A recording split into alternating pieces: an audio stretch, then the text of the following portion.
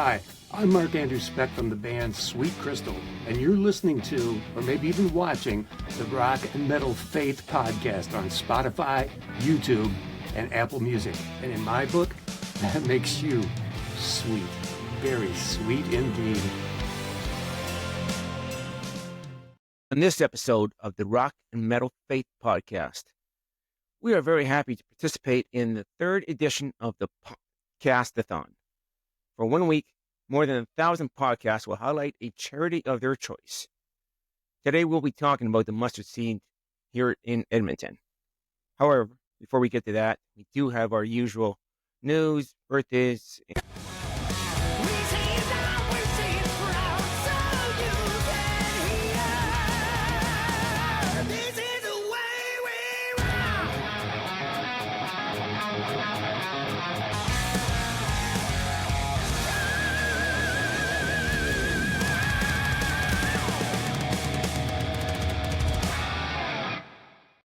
All right, welcome back to what is a very special episode of the Rock and Metal Faith podcast. Normally, we're talking all about Christian rock and metal and giving you all the lowdown on what's going on. Well, we'll still give you the lowdown on what's been going on, but we're going to diverge our format a little bit, and we're going to highlight a charity that's here in Edmonton.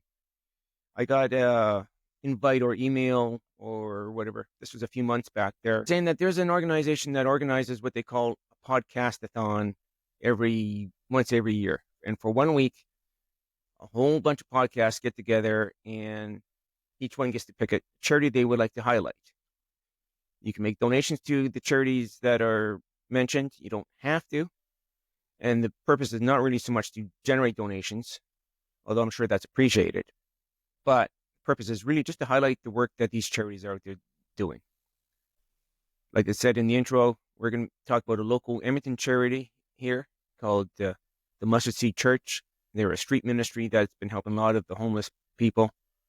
And before we get to that, though, we do have our usual segments, and we're going to move our birthdays up to the first part of the episode. Basically, what we've done is recorded this in two segments. We got one segment with just Chris and I, and then the second half of the episode, we're bringing on a representative of the Mustard Seed Church, which we recorded earlier, and we're going to run that interview. All right, for news, ex-Sinner and Barron Cross will be doing a show at the BMI Center in April. I believe it's April 17th, not sure on the date. This is kind of exciting, though. Ex-Sinner getting back for a show, and it might be their only and last show really in a long time and ever type of thing. I know they posted a thing on their Facebook page saying catch them for the last time at BMI Center. So that's kind of exciting if you're a fan of Ex-Sinner. What do you think about that, Chris? Yeah, that would too bad. I mean, their earlier songs were pretty good. Get It, and some of the other songs from their first album were wow. Yeah. You know, for in a Christian setting, it was definitely up there. You know, it made you turn your head like, what? I know they had that AC/DC-ish type of sound. I know a lot of people think, wow, they don't sound like AC/DC. They sound more like early Def Leppard, and there's a little bit of that, but yeah, a little. I saw interviews with them. They didn't like that characterization at all. They did not like that. You know, a lot of bands don't, but there's a lot of bands out there that have that AC/DC-ish sound, and I don't think that's a bad thing. I mean, look at the success AC/DC's had. Really, if you've got a hard, crunchy guitar, 3-chord progression, you know, and the rasp of the vocals that they had. And there were a lot of bands that kind of did that sound. I don't know if they're copying them. I wouldn't say that they were copying them or anything like that. It just was a sound that works, you know. And I love it. Yeah, and you know what? You're right. That their first album, I think it was called Get It. I think I probably wore that cassette out type of thing. I think that was the album that kind of everybody knows, like, oh yeah, that's X-Center. Where they're the next album, no, I didn't hear about it at all until 3-4 years ago, and it didn't really match up to the first There were one. some good songs. It wasn't quite as good, but there were some really good ones. I like Rolling Thunder. I like Lift Him Up. That was pretty cool. Yeah. Lift Him Up. And they came out with a third one a number of years later, World Covered in Blood. And you know what? One of these days we'll do an episode where we kind of do a rundown of X-Center. But they are expecting to release a new album out this year too, called Going Out with a Bang. So I guess if they're not planning on doing too much touring other than a couple shows here and there, or maybe just the one show at BMI in April, then I guess they are going out with a bang. Yeah, I guess so. Yeah. It's a hard life being on tour, and These days, yeah, definitely it's even harder. Musicians they never made very much money back in the old days, and I think they make even less money these days. So we get it. They made some dough, but not a lot. Like, I mean, I have those songs playing in my head right now. Oh, lift him up. So that's that. But the other exciting thing is too, Barren Cross is going to be on that bill with them. So these are two great old bands that haven't done much for a while. Remember, Barren Cross has been kind of defunct for a while, and Michael Drive has been doing the Human Code project. And so I thought Barren Cross was done. And I think for the most part they are. It sounds like maybe they'll do a few one-off shows here and there too, type of thing. So that's what I got on that. The other thing is there's a band out there called Angelic Forces. They have a new singer. His name is Joey Van Kemper, formerly of a Dutch speed metal band called Mandador. Now, Angelic Forces is a band from the Netherlands. I think they're one of these power metal, speed metal, probably Slavic type bands. They have Harold D. Rise on guitar, Maurice Gilsman. I'm not really sure how you pronounce his last name there. Sorry about that. Rudy Kingma on drums, Harm Ten Hoop on bass. And what I found out is they've got a couple releases. They released their first EP in 2018. They've had a couple releases in 2022 and 24 last year. Actually, that one last year slipped under my radar. I didn't even know they had one out. Otherwise, it might have been considered for a best of type of thing. Oh.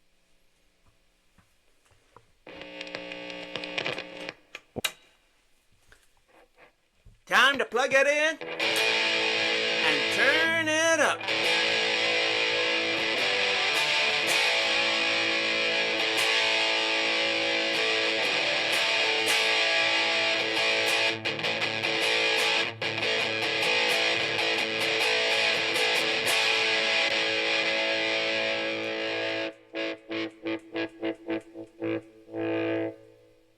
So for a segment on Plug It In, I actually want to do a song from a band called Siloam, which we've talked about a couple of times.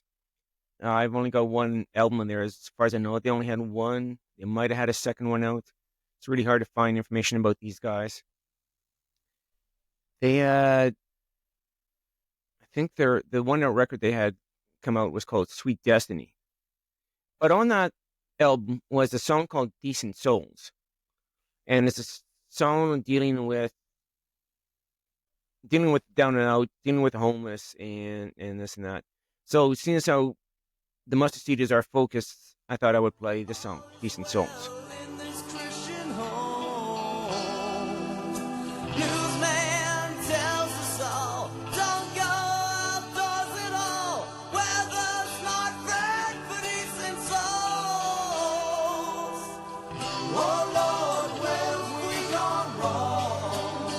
Nice voice. To make them feel like they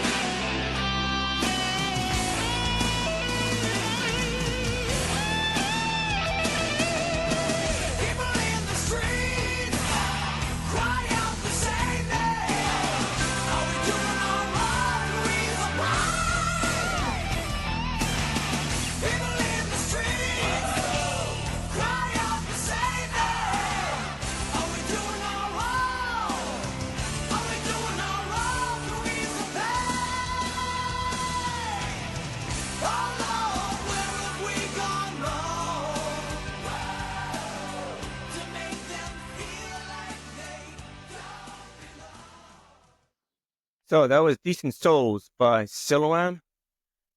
So check them out if you like that. They've also got some really good, fast, down and out rocker stuff. Wow, I like that guy's voice. Yeah, it's pretty good at record actually. And all right. Well, one of the things too, we're talking about, like I said, the mustard seed, and we're gonna move birthdays up to just about here type of thing. But one of the things I wanted to also do is, and this will come up in the interview, but part of the reason we decided to pick the Mustard Seed charity, first of all, they do good work. They're helping the homeless. They're helping those who need help. Not just with Wow. homeless, but with all kinds of needs, from physical to spiritual to getting back into society type and being productive, as well as addictions and all this. But there is a history and a connection with Chris and I.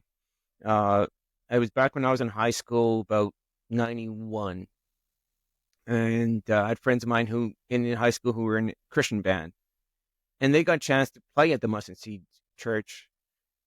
And what they were doing was they were running a coffee house. And I think it was just on the weekends, as far as I know. But Yeah. anyways, opening it up as a coffee house and providing coffee and soda for everybody, and for a small charge.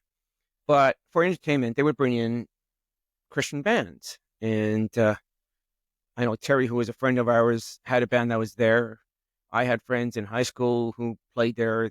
There was actually quite a few number of bands. In fact, one time they even did like a festival type of thing, and they brought in a whole bunch of bands for the whole day type of thing. So I want to feature some of the music that was from back then. And from the band Silent Cry, this is Death is the Wage of Sin.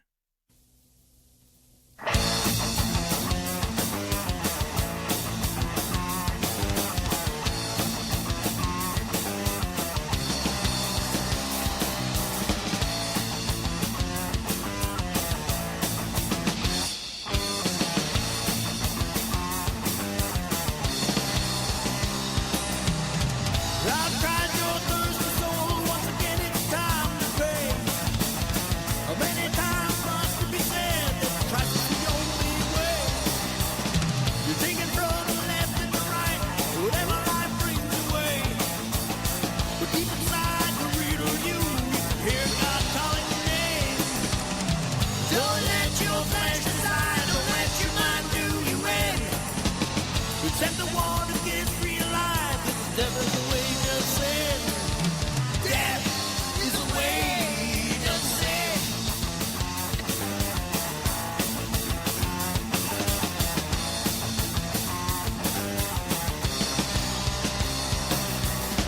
Take a good hard look at the times we need to be aware.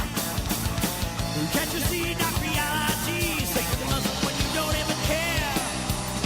It may be hard to understand, but it's as simple as your ABC. Jesus came to destroy all sin. He truly set you free. Don't let your flesh decide. Don't let your mind do you in. Except the one that gives real life. Oh, death is the wage of sin. Death is the wage of sin.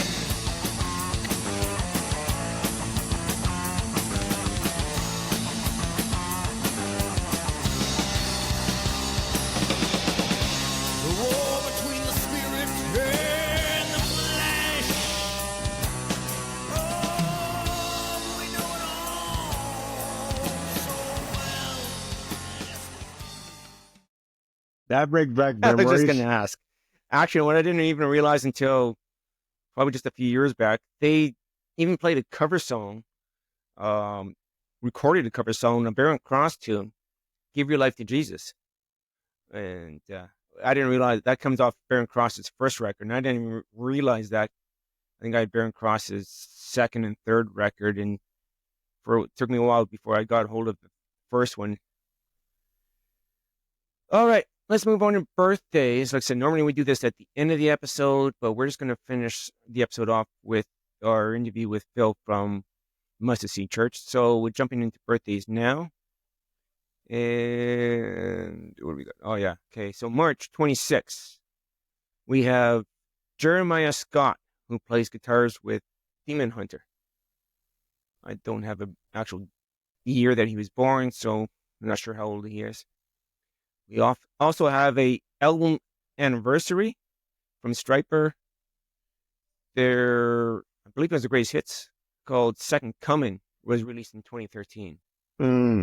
Actually, that might have been the reissues.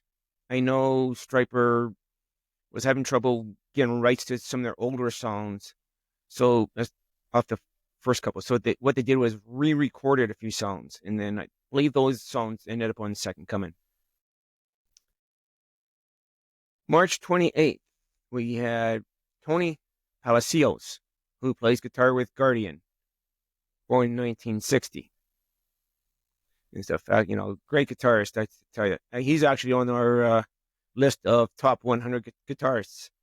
Okay. If you're listening to this, you want to know where he ends up, listen back to our episodes of the top 100 guitarists. We've done 2 of them so far. We've got about probably 3 more to go by the time we get through the list. And you'll find out where Tony ends up. March 31st, we have another record anniversary. And this time it's not from Stryper. Most of the time is trying to find out anniversary release dates for records is hard to find. I can find years, but it's hard to find exactly what date they were released. But I do have a date for Outlive by Demon Hunter. It was released in March 31st, 2017.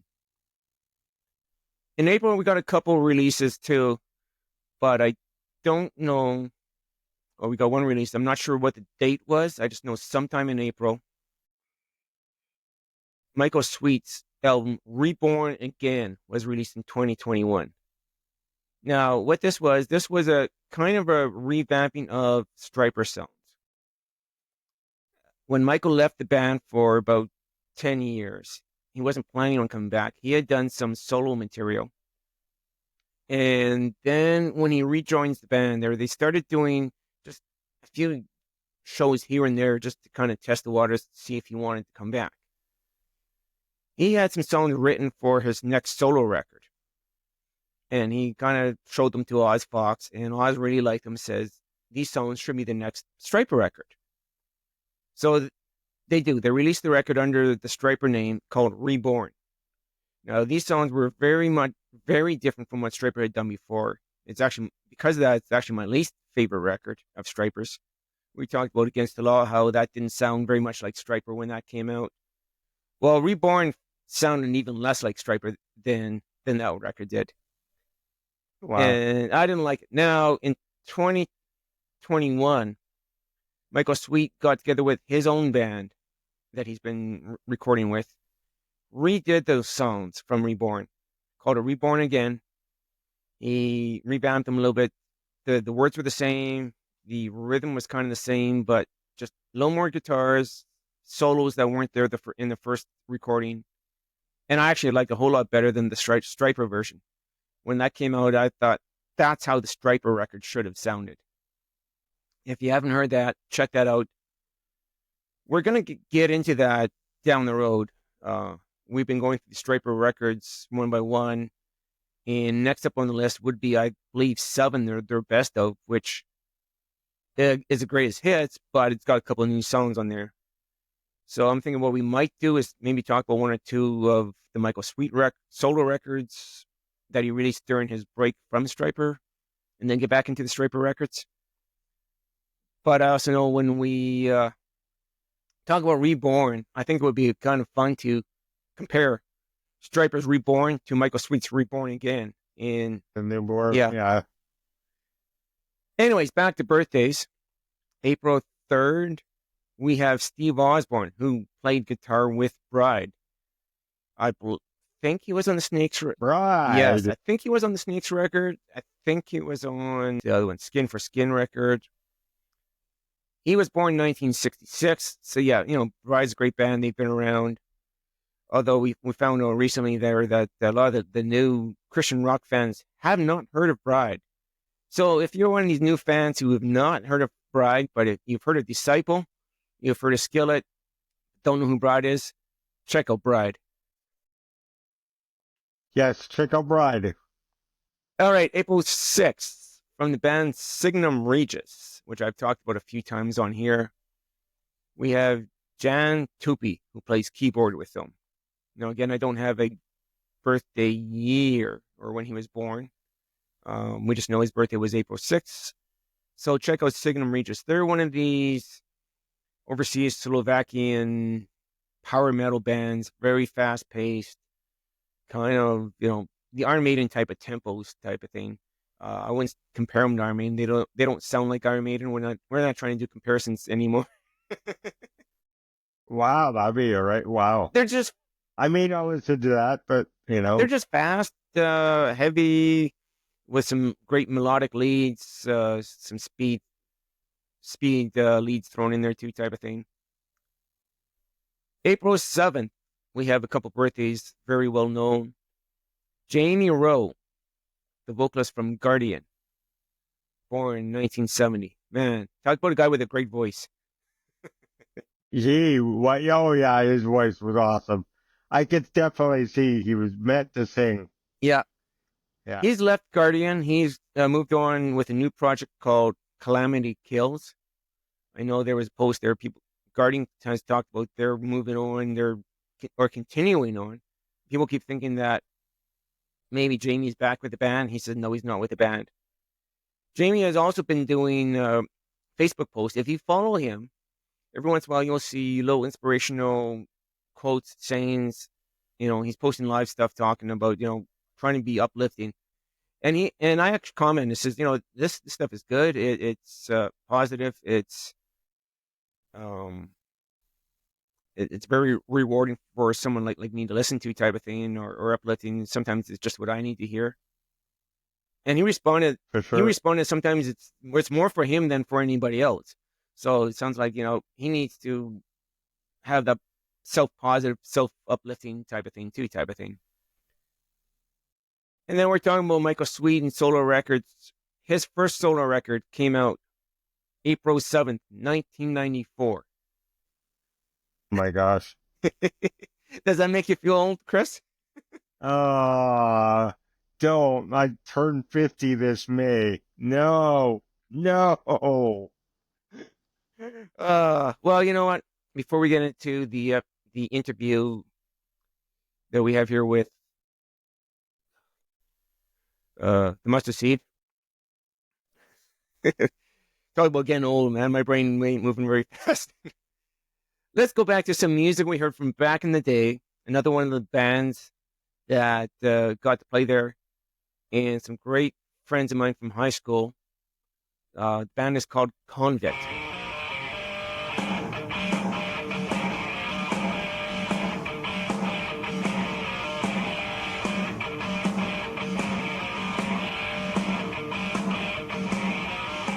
Wow. Dark night, I can't see. Then the lights start to shine through me. Out in the city, in the dark city tonight. Dark days holding me back. I gotta reach out, stay on track. Out in the city, in the dark, dark city tonight. 'Cause when my old friends start to tell me that maybe what I did was wrong. Deep inside me, I want to scream, 'cause living without you has caused me to be not that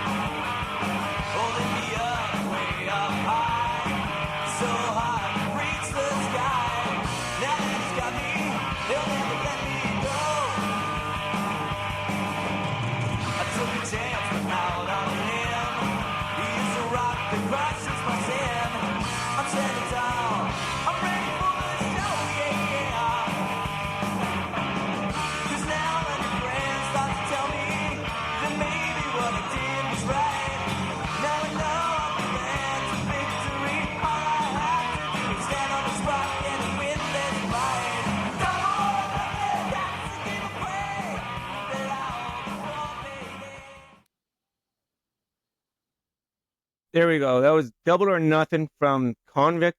Now, we played Convict and we played Silent Cry Low earlier. This stuff you're not going to find anywhere else. You're not going to find it Yeah. online. This was before the internet. I think the internet might have just been going, if anything. Actually, we're going to go out with something else that's very special. But right now, we're going to cut to the interview with, what's his name? Philip Calvert from the Mustard Seed Church. All right, now, welcome to the program. We have Phil Calvert of the Mustard Seed. How you doing, Phil? Doing well. How are you today? We're doing good. All right, so maybe start by explaining your position with the Mustard Seed. Sure. So at the Mustard Seed, my job title is the Chief Development Officer. And so what that means is that I oversee basically 4 teams across all Mustard Seed cities. So we have 7 cities across Western Canada. And I oversee the fundraising side of things. So that's kind of 2 parts. So one part is the kind of like everything from digital ads to direct mail. And if you ever get a call from the Mustard Seed, from like a call center, that's one part of it. The second part is major giving. So like relationships that with individuals that give kind of larger amounts. And then volunteer and community engagement. So volunteer services, community engagement is number 3. And number 4 is grants. And so in total, that's like 37,000 donors, somewhere in that range, about 12,000 volunteers, some 100,000 kind of range of volunteer hours, as well as thousands of events every year at community pop-ups, churches, and all kinds of things. Wow. That's quite a big organization. It is, yeah. It's so like if, 7 cities I mentioned. So that's Kamloops, Grand Prairie, Edmonton, Red Deer, Calgary, Medicine Hat, and just recently Saskatoon. Sounds good. When did Mustard Seed first get started? Yeah, back in 1984, it was kind of founded as one guy, his name is Pat, was brought in by a church in downtown Calgary, who was himself experiencing homelessness. And the people that brought him in kind of saw something in him and thought, well, this guy's worth investing in. And kind of like, it's like the story we see every day now of we bring people in all the time and invest in people. But Pat, he kind of took that and ran with it. And initially started as a church for people that are experiencing homelessness by people that were experiencing homelessness. And it was initially called the Burning Bush, and that morphed into a society called the Mustard Seed. And 40 years later, here we are in 7 different cities. Are you still like at the downtown church? So the church itself still supports, but we don't operate out of that church anymore. And so, yeah, we have some 30-some buildings somewhere in that range that we operate a variety of services out of. Wow. So what are some of the services that the Mustard Seed provides then? So basic needs, number 1. So overnight sheltering, emergency sheltering, food. We do some million prepared meals per year. We have about between 800 and 900 shelter beds on any given night, depending on things like cold and capacity, those kinds of things. We have about 600 supportive housing units for people that are either in transitionary housing or permanent housing, but can't afford market rates, those kinds of things.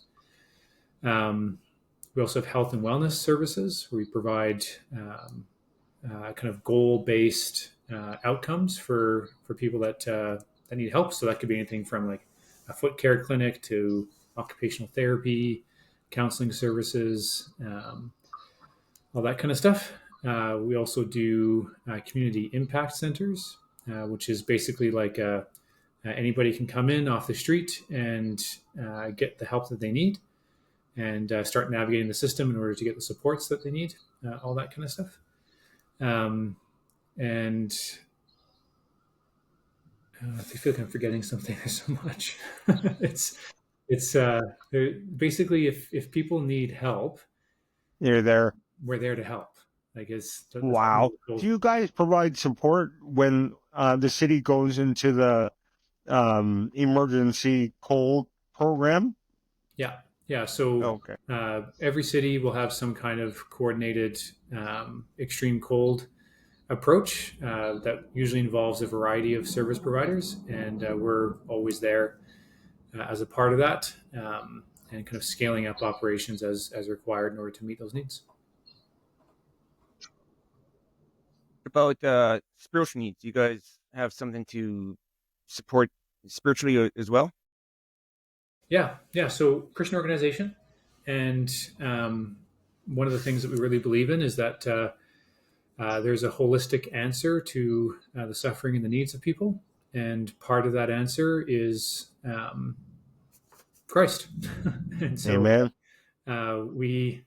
that's the part I forgot when I was rambling through the list of things, is that we also have chaplaincy services.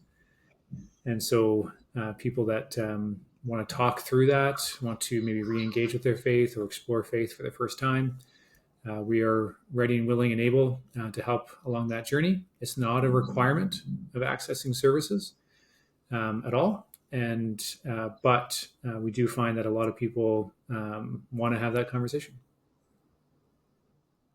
And I take it that it's for men and women, probably children as well, right? Yeah, so primarily our shelters are focused on adults.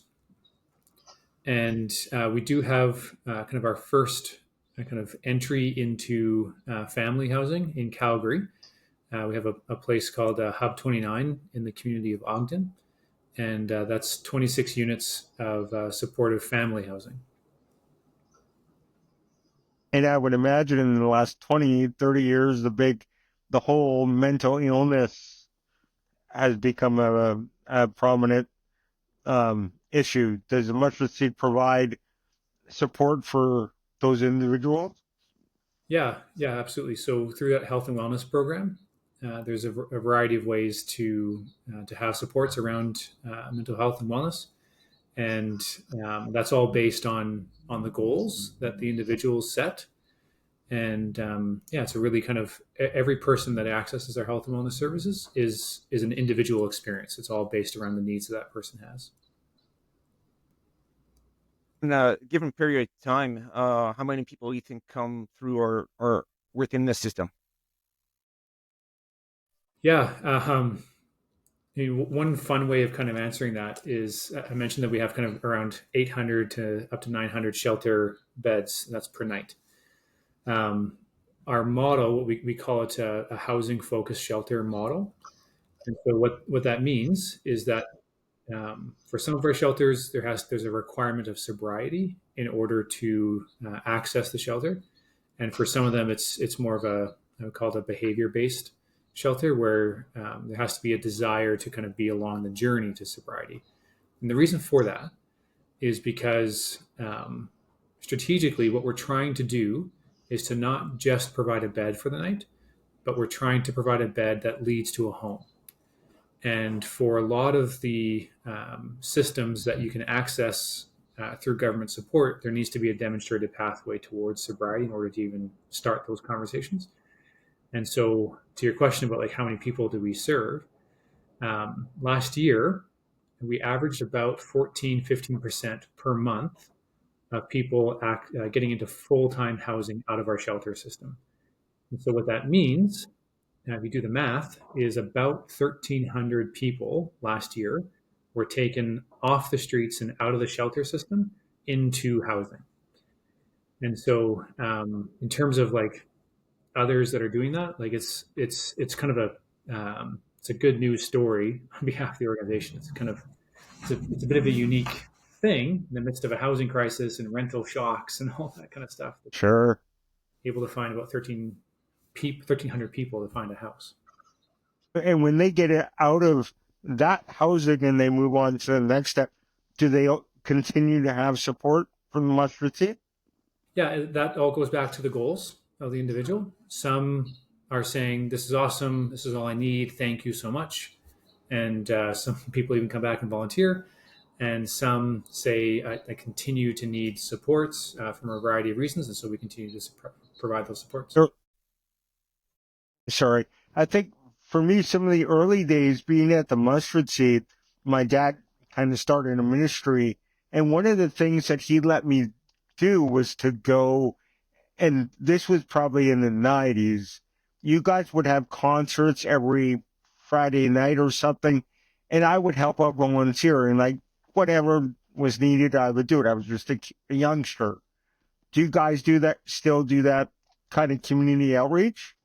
Yeah, so we have community engagement and do outreach in the community. I don't think we do concerts right now, but there's all kinds of different ways that we do that. And to be honest, like that's part of the story of the mustard seed that makes it really fun, is that it's not just professionals doing professional services, right? It is that, but it's also the community having an impact for the community. Mm-hmm. So that's that volunteer kind of grassroots thing where you can come down, have a meal, get to know somebody, break down those barriers, all that stuff. Yeah, what Chris was talking about, and this was, it would have been about 91, and I think it only lasted maybe a few months, maybe one summer or something like that. Yeah, and it was crazy. I mean, I still remember those early days going and really, Phil, there was every kind of person in that big church. I mean, the lineups to get in there was wow. I mean, that was my first exposure to volunteering, right? So, and of course, there were some great Edmonton bands back in that day, and, you know? Yeah, what he was talking about was Mustard Seed would open itself up essentially as an evening coffee house. And then for entertainment, they brought in local Christian rock bands. And that's kind of where our connection and why we decided to pick, as we told our audience earlier, we're doing normally we're talking about Christian music, bands like Striper and White Cross and etc. Except this week we're joining thousands of other podcasts and picking a charity. And because there was a little bit of history with us and the Mustard Seed from, I guess, 35, 40 years ago type of thing, we thought, well, hey, let's 40 years, wow. Well, I'm getting old. Holy smoke. That's we all are. That's really cool. That like just to hear that story and that connection. I mean, so like growing up, I was a huge Christian, or still am a big Christian rock fan. Like I'll show my age a little bit here, in that my favorite band growing up was a Canadian group, 1,000 Foot Krutch. Okay. And I've been lucky enough to get to know some of them over the years and kind of hear their story and all that kind of stuff, and just really, really cool.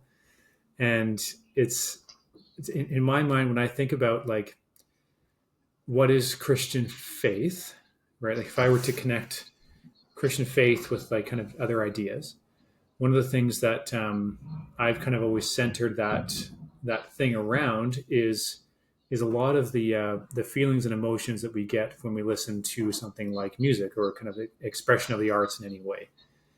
And for me, when I'm listening to like TFK or kind of any other band that gets me kind of going, and the kind of like the goosebumps feeling that you get from that when you really get into it, right? Yeah. To me, that's like on an emotional level, not so much a cognitive level, but like really on an emotional level, that's encouraging. That means something. It kind of like it's hard to describe. I'm sure you guys do a way better job at this than I'm trying to do right now, but like it's a really fun thing to be engaged in and be fully present in.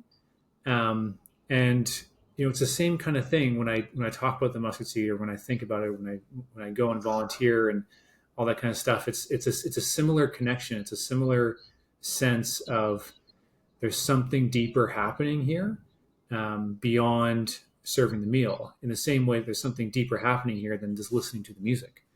Like there's there's something just so. And it sounds super cheesy here, but like so punk rock about serving people, Yeah. right? Like that's something. Sure. Yeah, same thing. Yeah. It'd be like you can see or feel the Holy Spirit working through people type of thing. Yeah. Yeah. And like, to me, it's like, so I grew up Pentecostal. Okay. And so like the two things that matter the most to me in my faith is like pragmatism and experience, right? It's got to Sure. be pragmatic. You got to be actually doing something, and understanding that through the experience of actually doing the thing, and getting that emotional drive to do it really matters to me. And so to me, the connection between music and service and actually doing something, as opposed to just talking about doing something, is really, really important for me personally. That's right. God, like the old, one of the Petra songs, right? God gave rock and roll to you, right? So, You know they took that from another band there, Chris. oh, you're right. That right. Yeah. But anyways, There's lots of bands we can quote. yes. No, but it's good. I think you guys are good. And you said a lot of some of the people that you guys have served have gone through the system and then come back to help continue the system. So that's always a good, encouraging sign, I think. Yeah, I think that's the people wanting to give back and be a part of the solution to something that they felt as well, I think is really important. You've got talk about the ongoing needs of the mustard seed. You've got a donation drive going on, and what are some of the ways people can help the mustard seed out? Yeah, there's all kinds of ways. So I guess depending on the time that someone's listening to this, if it's cold outside, warm socks, sweaters, toques, gloves, those are always needed. If it's hot outside when you're listening to this, bottled water, sunscreen, hats, those matter. Shoes are almost always needed and almost always short in supply. But then also just in a very practical way, just going to theseed.ca and hit donate. There's always an opportunity to donate, and the money that you donate, no matter which city you're in, stays in the city that you donated from.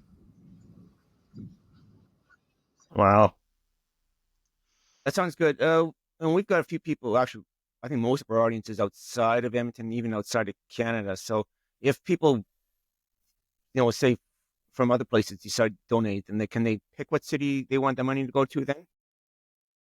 Yeah, they can. If they don't, if they're coming out of somewhere outside of our 7 cities, the website will default to Calgary, just because that's where most of our donations go through. And if they donate through that, and we have an excess of donations that come in via Calgary, then we disperse it to the other cities as we're able. Okay, you cut out for a second, came back, and so if they're donating outside the main cities, it goes to Calgary. Is that what you said? Yeah. Okay. Yeah, the website defaults to Calgary if your IP address is coming out from somewhere else. Okay. But then that money, once it gets we're always overfunded in Calgary, and then we are able to share outside to the other cities based on the needs that are there.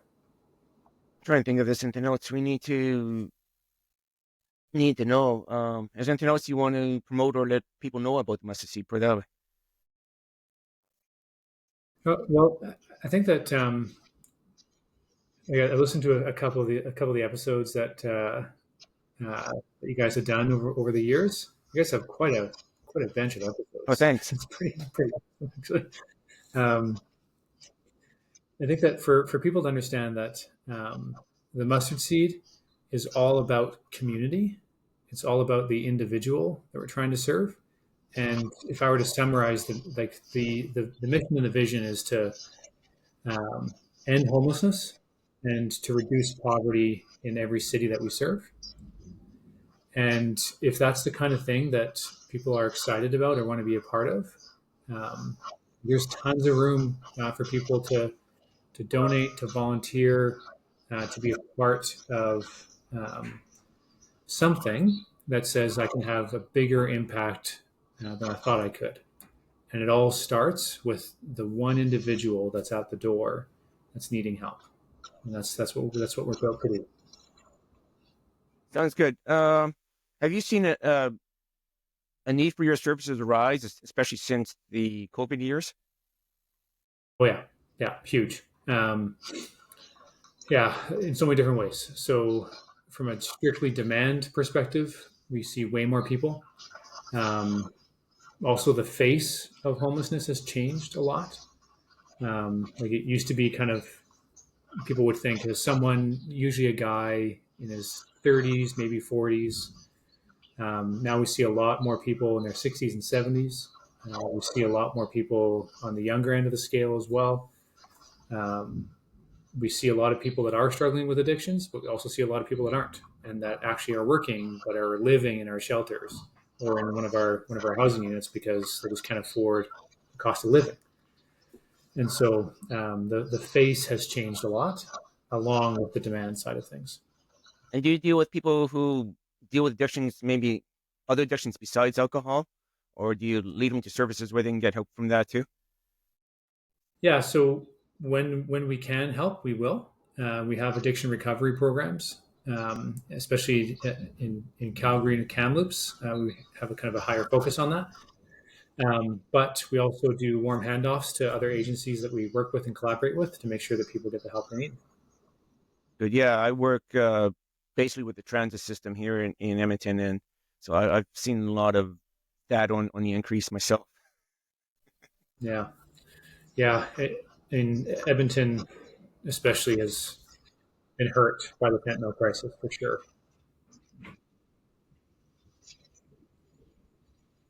I think that's about it. I just got one kind of fun question there. Normally our guests are musicians, and I'll ask them who they would like to jam with if they had a chance to jam with anybody. But if you were to, let's put it this way, if you were to bring back the concert series, do Coffee House and bring anybody in to be the entertainment for the night, who would you like to bring in?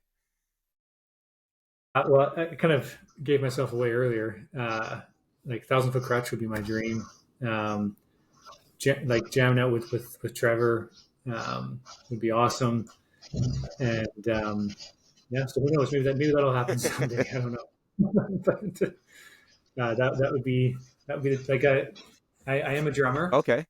And so yeah, if that was ever possible, that would just be like a fanboy dream.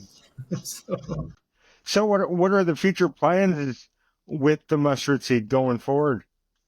Yeah, we're continuing to grow. In Edmonton, we're getting ready to, I don't want to say too much, but we're getting ready to launch a new exciting project in the West End. So I guess stay tuned for more on that. But we're looking at increasing housing capacity for the city, and also a new community impact center that'll be really great, kind of in the Kenora area. And so we're looking forward to kind of going to market around that. But I guess stay tuned for that. Should be lots of fun. I saw on your website that you actually have a shelter here on the south side now. Yeah. So we have 2 shelters in Edmonton. One's in Strathcona, and one is just north of the arena, and it's called our Central Shelter. And the Central Shelter is kind of like 3 in 1. There's a men's, women's, and more of a complex needs one, all within the same building. And then the Strathcona one is just a couple of blocks south of White. And yeah, it's a really it's actually, if I were to pick a favorite, that would be my favorite one. Uh, it's so great. Like just the way it's run and managed. I love spending time there. Wow. You guys are doing awesome work. So thank you. I don't know if you've heard people say thank you, but thank you for what you're doing down there. Well, thank you for having this conversation and inviting people to be a part of the solution. Yes, like I said, we've definitely seen a need for services like yours. We're glad that people like you are out there providing those services, and keep up the good work, I guess. Yes, awesome. All right, we'll talk to you later. Okay, thanks, Chris and Aaron. Nice to meet See you. you. So that's our episode for Rock and Metal Faith Podcast. Thanks for joining. We've been part of the Podcast-a-thon, and we'd like to thank Philip for being on the show. Yes, thank you. And, we talked about the concerts that were going on back in 91, I believe, at the Mustard Seed Church. I've got something special, actually. Normally, and you were asking about Threshold off air. And I do have some of their music. In fact, we normally close with music from Threshold. But today I want to finish, actually, with something even more special. I did a very amateur recording of one of the bands that were there giving performances. So we're going to finish with a snippet of Convict Again, live, recorded at the Mustard Seed Church.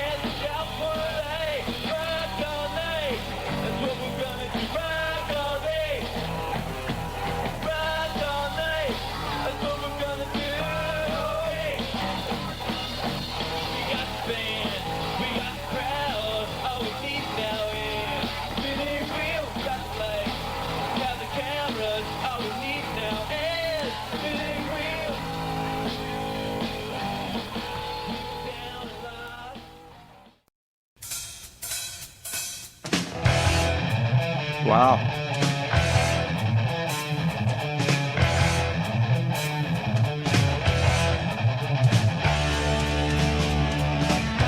So that's it for the Rock and Metal Faith. Thank you all. God bless. Keep on rocking. See you later, guys. Keep going.